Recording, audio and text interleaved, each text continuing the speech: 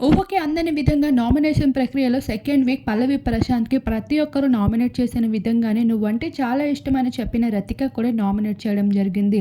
ఇలా నామినేషన్ ప్రక్రియ పూర్తయిన తర్వాత పల్లవి ప్రశాంత్ ఎంతో ఎమోషనల్‌గా, డిప్రెషన్‌గా ఒక పక్కన కూర్చొని ఉండగా మళ్ళీ ప్రశాంత్ దగ్గరికి రతిక రావడం జరుగుతుంది. నిన్ను నామినేట్ చేయడానికి కారణం కూడా ఉంది. నిన్ను కావాలనే నామినేట్ చేశాను. మనిద్దరి మధ్యన ఏదో ఉందని బయట అందరూ అనుకుంటున్నారు.